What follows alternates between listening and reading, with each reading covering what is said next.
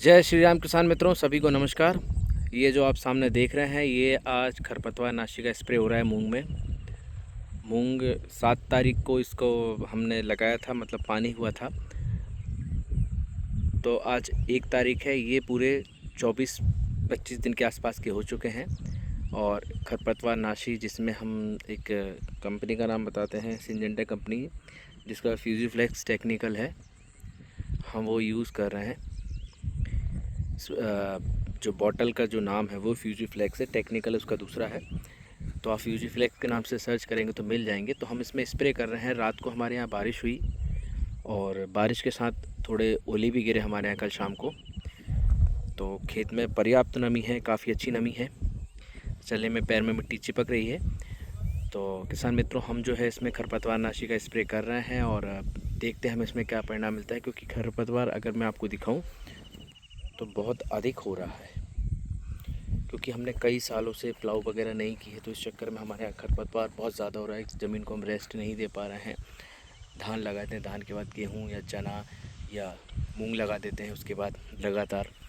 तो रेस्ट नहीं देने की वजह से हमारे खेत में खरपतवार काफ़ी हो चुका है और हमें ये खरपतवार नाशी का प्रयोग करना पड़ रहा है। ये देखिए, इसमें कहीं आपको मूंग समझ में नहीं आएगी।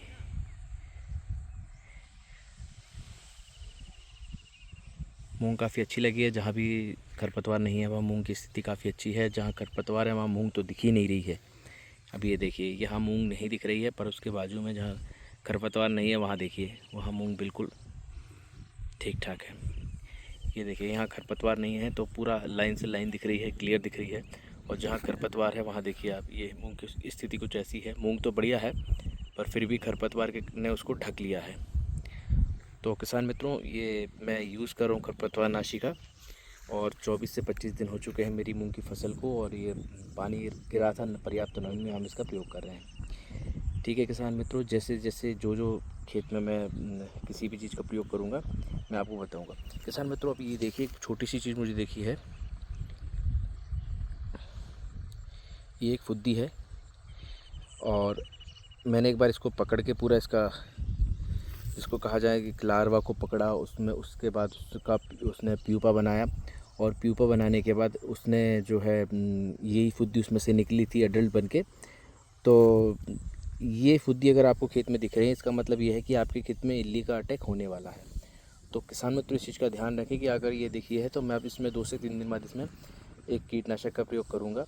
क्योंकि वो अभी जो फुद्दी है वो अंडे देने आई है, वो अंडे दे के चली जाएगी। क्योंकि वो पत्तियों को नहीं खाती, वो सिर्फ अंडे देने का काम करती है। और बारिश की स्थिति में अब क्या है, ये सब बिल से बाहर आ चुके हैं, बारिश हुई है इस वजह से। तो किसान मित्रों, अगर आपको खेत में कोई भी स्प्रे करने पे, चलने फिरने पे ऐसा दिखता है कि हमारे खेत में जो है फुद्दियाँ उड़ रही हैं, इसका मतलब बहुत जल्दी आपके खेत में इल्ली का अटैक होने वाला है। तो किसान मित्रों, इस चीज़ का ध्यान रखिए। जब भी आपको ऐसा कुछ देखे तो कीटनाशक का प्रयोग ज़रूर कीजिए।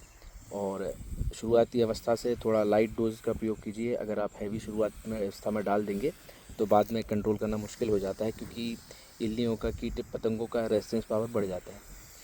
ठीक है किसान मित्रों, मिलते हैं अगली वीडियो में। सभी को जय श्री राम, वंदे मातरम।